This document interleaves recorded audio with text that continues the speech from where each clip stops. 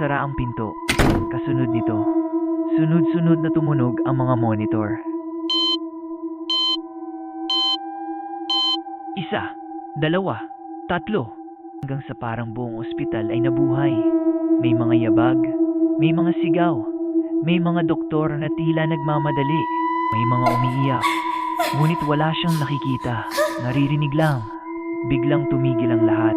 Isang katahimikan ang bumalot sa ospital. Pagkatapos, may isang boses na bumulong sa kanyang tenga. Ikaw na ang susunod na magbabantay. Nagdilim ang kanyang paningin. Kinabukasan, natagpuan si Noel sa labas ng ospital. Walang sugat, ngunit hindi na siya nagsasalita. Tuwing tinatanong siya kung ano ang nakita niya, isa lang ang isinusulat niya sa papel. Huwag kayong papasok sa room 12. Ilang linggo ang lumipas, nagbitiw siya sa trabaho. Hindi na siya muling nagbantay sa anumang gusali.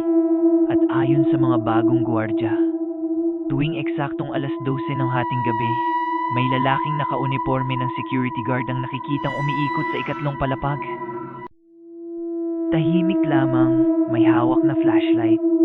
At sa tuwing lalapitan nila, bigla itong naglalaho sa dilim.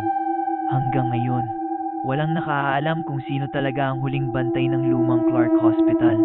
At marahil, mas mabuti nang manatili itong isang lihim. Ako si DS Hub. Maraming salamat sa pakikinig. Kung nagustuhan mo ang kwentong ito, i-follow at samahan mo kami sa